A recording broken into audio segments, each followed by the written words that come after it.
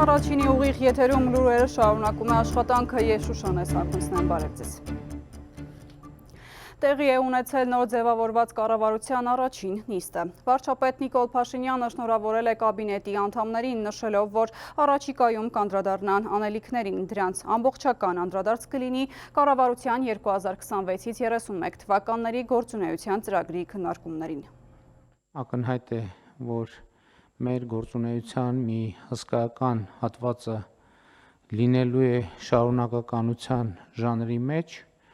բայց նաև ակնհայտ է, որ մենք պետք է անենք որոշ վերանայումներ, մեր աշխատանքը ավելի արդյունավետ իրականացնելու համար, այն ինչ նախորդող շրջանում չի ստացվել, մենք իհարկե պետք է վերլուծենք եւ վերլուծում ենք եւ վերլուծել ենք դրա պատճառները եւ պիտի անենք անհրաժեշտ հետեւություններ, իսկ այն ինչ ստացվել է, դա էլ պետքա վերլուծենք, վերլուծել ենք, վերլուծում ենք եւ պետք է առավել արդյունավետ մոտենանք հարցերին եւ փորձենք մեր աշխատանքը դարձնել առավել արդյունավետ։ Կառավարությունը 15 միլիարդ 65 միլիոն դրամ է հատկացրել ընդհանուր 63.5 կիլոմետր ճանապարհների հիմնանորոգման համար։ Չզեկուցվող հարցով 76.4 կիլոմետր ճանապարհների միջին նորոգմանն է ուղղվել 3.7 միլիարդ դրամ։ 1.6 միլիարդ դրամ տրամադրվել է կլաստերային դպրոցներ տանող 16 կիլոմետր ճանապարհների նորոգման համար։ Վարչապետ Նիկոլ Փաշինյանը անդրադարձել է նաև Սևան-Ալիճ շրջապատող ճանապարհների նորոգման ծրագրերի ընթացքին։ Ծովակից Վարդենից տանող ավտոճանապարհի 9 կիլոմետր երկարությամբ հատվածի հիմնանորոգում, այս ճանապարհի մասին էլ ենք շատ խոսել, երկար մտածում ենք, թե ինչ տարբերակով է պետք առաջ գնալ, որովհետև ի սկզբանե նախագծված է ինքը բավական մեծ բարձրություն էր նախատեսում, որը մենք հասկացանք, որ չարժի այդքան ծախս անել, որովհետև իրատեսորեն Սևանը այդքան չի բարձրանալու, որ այդքան բարձրացնելու անհրաժեշտություն ունենանք, դրա համար մենք ավելի փոքր ծախսով ավելի քիչ կբարձրացնենք ճանապարհը, իհարկե այս մոտեցման թերությունն այն էր, որ ճանապարհի այդ հատվածը ըստ էության Սևանի շուրջ միակ կտորն է, որ լավ վիճակում չի գտնվում, բայց կարծում եմ արժեր այսքան մտածել, վերլուծել, որովհետև իսկապես այդ նախնական ծախսը շատ մեծ էր։ Առնվազն կիսով չափ, եթե չեմ սխալվում, ավելի շատ է կրճատվում, չէ՞, այս տարբերակում։ Պարոն վարչապետ, նախատեսված էր բարձրացնել շուրջ 6 մետր, որոշ հատվածներում, հիմնական հատվածներում 6 մետր, մենք այս նախագծով 1.5 մետր կբարձրացնենք, այնքան ինչքան անհրաժեշտ է առաջիկա տարիների համար։ Միաժամանակ ասեմ, որ ճանապարհի ընդհանուր երկարությունը 20 կիլոմետրից ավել է։ Վարչապետ Նիկոլ Փաշինյանը երկօրյա աշխատանքային այցով մեկնել է Ղրղստանի Հանրապետություն։ Վարչապետը Չոլպոնատայում կմասնակցի Եվրասիական միջկառավարական խորհրդի հերթական նիստին։ Երևանի եւ Իսլամաբադի միջև գործարար կապերը եւ մարդկանց միջև շփումները ներկայում զարգանում են, հայտարարել է Ռուսաստանում Պակիստանի դեսպանը։ Ֆեյսալ Նիազ Թիրմիզին անդրադառնալով Պակիստանի եւ Հայաստանի միջև դիվանագիտական հարաբերությունների հաստատմանը, ընդգծել է, որ Հայաստանը, Ադրբեջանը եւ Կովկասը շատ ընդհանրություններ ունեն Պակիստանի հետ։ Ռուսաստանի փոխվարչապետ Օվերչուկի խոսքով Ռուսաստանի եւ Հայաստանի միջև առևտրաշրջանառությունը նախորդ տարվա համեմատ կտրուկ նվազել է եւ այդ միտումը կշարունակվի։ Այս ժամի միջազգային զարգացումները կներկայացնի Սյուզաննա Չրաղյանը։ Իսլամաբադը մեծ նշանակություն է տալիս Երևանի, Մոսկվայի եւ Բաքվի հետ կապերի ամրապնդմանը։ Այս մասին ՏԱՍ-ի հետ հարցազրույցում հայտարարել է Ռուսաստանում Պակիստանի դեսպան Ֆեյսալ Նիազ Թիրմիզին։ Անդրադառնալով Պակիստանի եւ Հայաստանի միջև դիվանագիտական հարաբերությունների հաստատմանը եւ պատմության մեջ առաջին անգամ Պակիստանում Հայաստանի դեսպանի նշանակմանը, դիվանագետն ընդգծել է, որ Հայաստանը, Ադրբեջանը եւ Կովկասը շատ ընդհանրություններ ունեն Պակիստանի հետ։ Դեսպանը հավելել է Պակիստանի, Հայաստանի եւ ամբողջ Կովկասյան տարածաշրջանի միջև բազմաթիվ հեռանկարներ կան։ Նաև Պակիստանում բնակվում են զգալի թվով հայեր։ Նրա խոսքով Երևանի եւ Իսլամաբադի միջև գործարար կապերը եւ մարդկանց միջև շփումները ներկայում զարգանում են։ Ռուսաստանի եւ Հայաստանի միջև առևտրաշրջանառությունը 2026 թվականին նախորդ տարվա համեմատ կտրուկ նվազել է եւ այդ միտումը կշարունակվի, հայտարարել է Ռուսաստանի փոխվարչապետ Ալեքսեյ Օվերչուկը։ Նրա խոսքով 2024 թվականին երկրների միջև առևտրաշրջանառությունը հասել է ռեկորդային մակարդակի՝ մոտ 12 միլիարդ դոլարի։ 2025-ին այն նվազել է հասնելով մոտ 8 միլիարդ դոլարի, իսկ այս տարի առևտրաշրջանառությունը նվազել է մոտ 2/3-ով։ Այն իրավիճակը, որ զարգանում է ԵԱՏՄ-ի եւ Հայաստանի միջև հարաբերություններում կանխատեսելի էր։ Վերջին 3-4 տարվա ընթացքում մենք մեր հայ գործընկերներին ասում էինք, որ նման ռիսկեր կան, մասնավորապես առևտրաշրջանառության նվազման ռիսկը, նշել է Օվերչուկը։ Մոսկվան եւ Կիևը շարունակում են փոխադարձ հարվածները։ Ռուսաստանը հայտնել է ուկրաինական ավելի քան 600 անօդաչու թռչող սարք խոցելու մասին։ Զանգվածային հարձակման է ենթարկվել Յարոսլավլի մարզը, որտեղ խոցվել է մոտ 90 ԱԹՍ։ Տուժածներ չկան։ Տվերի մարզում հարվածներից վնասվել է Wildberries-ի լոգիստիկ համալիրը։ Իսկ ռուսական ուժերը Խարկովի մարզի Լազովայա քաղաքում թիրախավորել են երկաթուղային կայարան։ Կա 2 զոհ, 8 վիրավոր։ Եվս 3 մարդ զոհվել է Խարկովի մարզի Բալակլեա քաղաքում։ Սումիում էլ կա 10-ից ավելի վիրավոր։ Ուկրաինայի նախագահ Վոլոդիմիր Զելենսկին ավելի վաղ հայտարարել էր, որ գործընկերների կողմից մատակարարվող հոբ համակարգերի հրթիռների թիվը 2025 թվականի համեմատ նվազել է 3 անգամ։ Ուկրաինայի արտգործնախարար Անդրեյ Սիբիհան Կիևում ընդունել է իր ադրբեջանցի գործընկեր Ջեյհուն Բայրամովին։ Ողջույնի պաշտոնական արարողությունից հետո նախարարները ներկա են եղել ուկրաինական արտադրության անօդաչու թռչող սարքերի ցուցահանդեսին։ Բայրամովը նաև այցելել է Ռուսաստանի դեմ պատերազմում զոհված ուկրաինացի պաշտպանների հուշահամալիր։ Սիբիհայի հետ բանակցություններից հետո Ադրբեջանի արտգործնախարարը երկկողմ հանդիպումներ կունենա նաև ուկրաինացի այլ բարձրաստիճան պաշտոնյաների հետ։ ԱՄՆ նախագահ Դոնալդ Թրամփը Լաս Վեգասում կայացած հավաքի ժամանակ հայտարարել է, որ օրեր առաջ նախատեսում էր լայնածավալ հարվածներ հասցնել Իրանին, սակայն Թեհրանը խնդրել է չգնալ այդ քայլին։ Մենք պատրաստ էինք երկրորդ աշխարհամարտից ի վեր ամենախոշոր հարձակմանը, բայց նրանք զանգահարեցին ինձ եւ ասացին. «Խնդրում ենք, մի արեք դա, եկեք խոսենք», ասել է Թրամփը կրկնելով. «Իրանը չի կարող միջուկային զենք ունենալ»։ Նա հավելել է, նա խնդրում է համաձայնության հասնել, քանի որ չի ցանկանում մարդկանց սպանել։ ԱՄՆ նախագահը նաև վստահեցրել է, որ Իրանի շուրջ հակամարտության կարգավորումից հետո նավթի եւ բենզինի գները կտրուկ կնվազեն։ Ավելի ուշ Թրամփը նաև անդրադարձել է այն լուրերին, թե Վաշինգտոնն Իրանի դեմ պատերազմում սպառել է կալանիչ հրթիռների պաշարների մեծ մասը։ Նա ընդգծել է, երկիրն ունի հսկայական քանակությամբ զինամթերք։ Բացի այդ, մեծ քանակությամբ զինամթերք արտադրվում է եւ անհրաժեշտության դեպքում առաքվում ԱՄՆ, գրել է Թրամփը Truth Social հարթակում, իսկ նման լուրեր տարածողներին սպառնացել է երկարաժամկետ ազատազրկմամբ։ Հրթիռների պաշարների սպառման մասին լուրերն ավելի վաղ հերքել էր նաև Պենտագոնի ղեկավար Փիթ Հեքսեթը։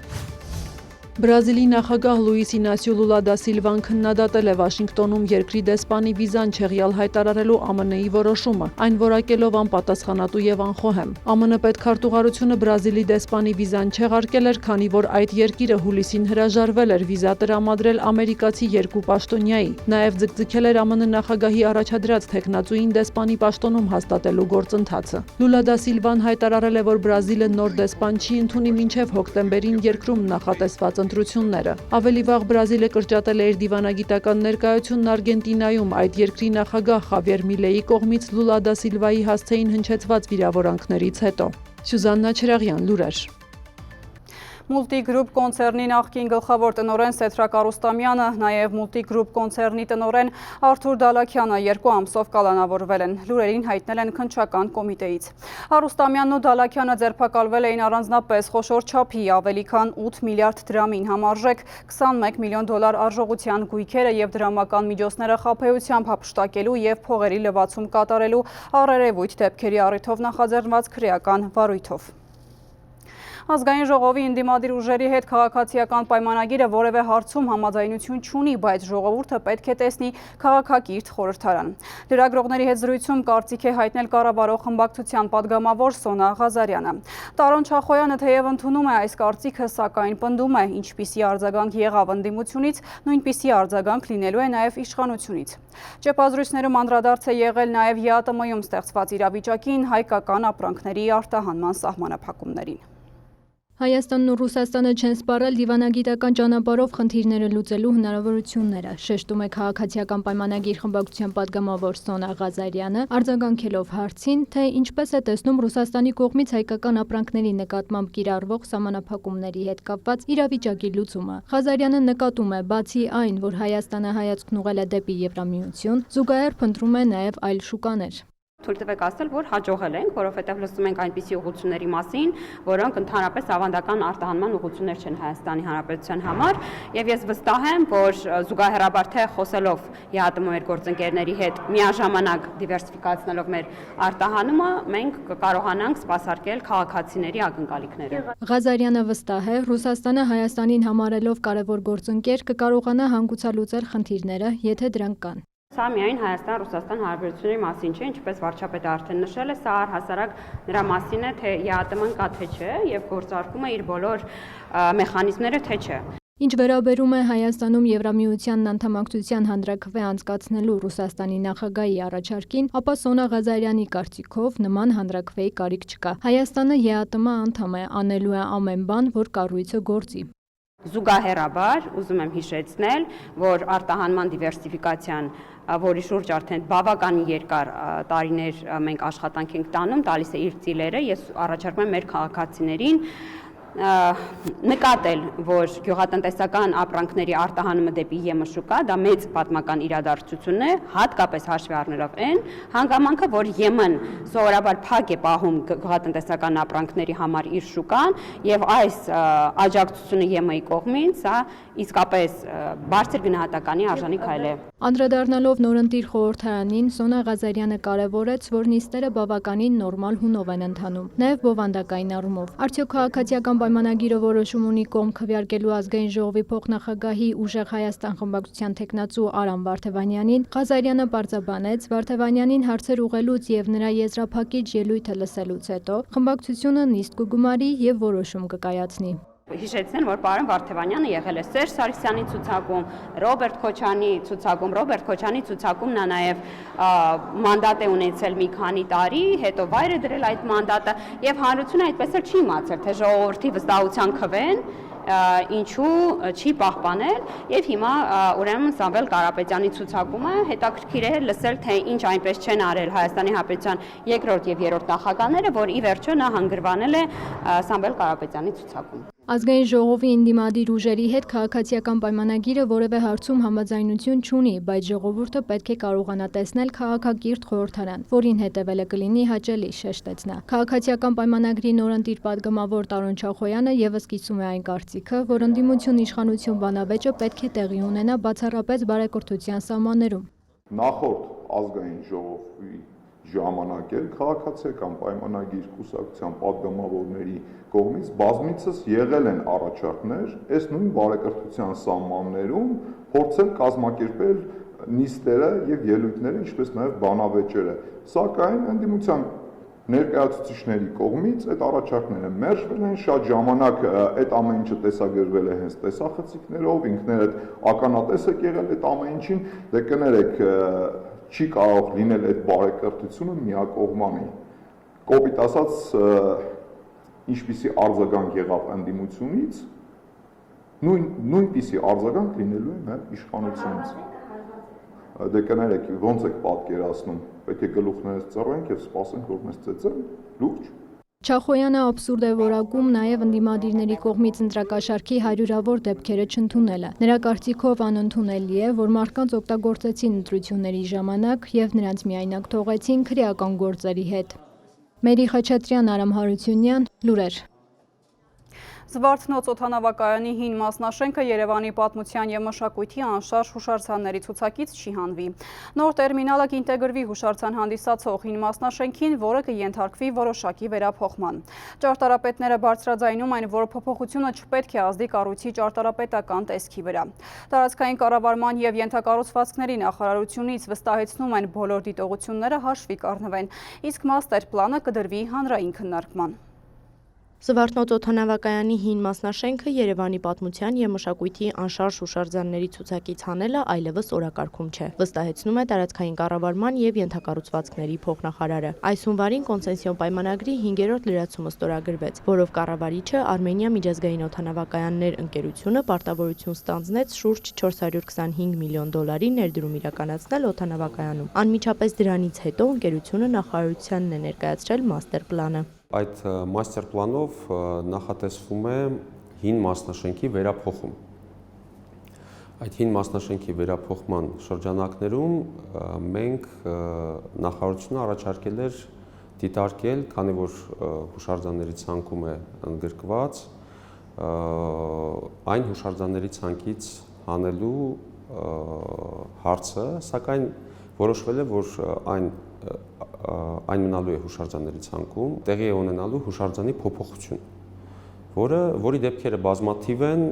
թե Երևանում, թե Հայաստանի Հանրապետությունում։ Պատասխանատու փոխնախարարի խոսքով մաստեր պլանը շուրջ 95%-ով համաձայնեցված է, սպասում են լրացուցիչ տեղեկությունների կառավարչից։ Գոյություն ունեցող նոր տերմինալը պետք է ինտեգրվի այդ հուշարձան հանդիսացող հին մասնաշենքի հետ և պետք է տեղի ունենա հուշարձանի փոփոխություն, որը կոնցեպտուալ մակարդակով հավանության է արժանացել, սակայն դրա վերջնական, այսպես ասեմ, էսքիզային նախագծերը եւ այլն ունենալուց հետո այն կներառվի մաստեր պլանում եւ կդրվի հանրային քննարկման։ Աշտարակը պահպանվելու է եւ կողքի շենքը, որը որ շրջապատում է, ինքը փոփոխվելու է որոշակի ձևով բայց նրա հուշարձանի այդ ստատուսը պահպանվելու է։ Քանի որ դեռ օֆիցիալ չի ներկայացվել այդ օդանավակայանի ապագան, հին կառույցի մասին եմ ասում, ասենք թե կռահելով ուղղակի, որ էլի հարցը կանգնում է նրա մասնակի քանդման կամ ամբողջական քանդման ինչ-որ սիմվոլ պահելու աշտարակի, որովհետև նախորդ առաջարկների ժամանակ նրանք ընդհանրապես առաջարկում են, որ աշտարակն ենք թողում մեջտեղի, մնացածը քանդում ենք։ Դա շատ տարօրինակ երևույթ է, այդ մի հատ աշտարակը ինչ, դա արդեն օդանավական չի, դա խեղված վիճակ է կառույցի։ Ճարտարապետ Մհեր Չերքեզյանը Լևոն Չերքեզյանի օդանավակայանի հեղինակներից մեկի որդին է, ավելի վաղ ուսումնասիրել է հին մասնաշենքը, ընդլայնման, մոդեռնիզացման առաջարկներ արել։ Կարող է որոշակի փոփոխություններ, բաները մտցվեն մեջը, բայց ոչ էական, որոնք չեն ազդում նրա ճարտարապետական ամբողջակցության եւ կերպարի վրա։ Այս օդանավակայանը, օրինակ, կոնկրետ կարող եմ իմ անունից ասել, ուսումնասիրություններ ցույց են տալի, որ ընդլայնման հնարավորություն ունի եւ կարող է ժամանակակից պահանջներին բավարարել առանց քանդելու։ Նույն կարծիքին է նաեւ հայ նախագծի տնօրենը։ Մենք հաշվարկել ենք այդ аэроպորտը, միջոցառումներ ենք նախատեսել այդ аэроպորտում, որ ինքը համապատասխանի այսօրվա նորմաներին եւ ինքը համապատասխանել այսօրվա նորմաներին սեյսմիկության տեսանկյունից։ Այսինքն զուտ տեխնոլոգիական նկատառումով իրան պետք է հարմարեցնել։ Կարող է մեջը ինչ-որ ներսում մի ձևափոխել, մի քիչ բաներ անել, բայց արտաքին տեսքը պահպանելով նույնը եւ աշխատացնելով որպես նոր аэропորտ։ Տարբեր մտքեր, տարբեր դիրքորոշումներ, պատկերացումներ կարող են լինել եւ դրանք կարող են լինել եւ ընդունելի եւ ոչ ընդունելի։ Սակայն կարծում եմ այդ կոնցեպտը, երբ որ մենք մաստեր պլանի տեսքով եւ հիմնավորումներով կներկայացնենք հանրային քննարկման, ավելի առարկայական կլինի դրա շրջանակներում արդեն խոսելը։ Եթե ճարտարապետական խումբը որոշակի դիտողություններ ունի, որոնք անհրաժեշտ է քննարկել, իհարկե հանրային քննարկման շրջանակներում բոլոր կարծիքները հաշվի կառնվեն։ Օդանավակայանի հին մասնաշենքի ճակատագրի վերաբերյալ քննարկումները դեռ 2000-ականներին են սկսվել, հիշում է Գրիգոր Ազիզյանը։ Այն վաղ էլ հարց բարձրացվեց քանդելու եւ այլն, բայց դեմ արվեց եւ դրան, որտեղ դա պատմամշակութային հուշարձան է, որը հայտնի է աշխարհով մեկ, որպես Հայաստանի պոստմոդեռնիստական ճարտարապետություն։ Աշխարհով մեկ հայտնի է, տարբեր գրքերում բերվում են այդ նկարները, կինոներ են հանվել այդտեղ, արտասահմանյան ֆիրմաների ապագայի մասին կինոներ։ Առաջիկա 1-2 ամիսներին մաստեր պլանը կդրվի հանրային քննարկման։ Հարցը մանրամասն կքննարկվի, գուցե լինեն դժգոհություններ, փոփոխություններ, բայց մի բան հստակ է՝ կապիտալ ներդրումների ծրագիրը պետք է ավարտված լինի մինչև 2033 թվականը, քանի որ աննախադեպ քանակությամբ ուղևորների սպասարկող Զվարթնոցին անհապաղ նոր տերմինալներ են անհրաժեշտ։ Էմմա Վարդանյան, Հովհաննես Քյուրքչյան, լուրեր։ Այսքան այս ժամի համար մնացեք առաջինի հետ։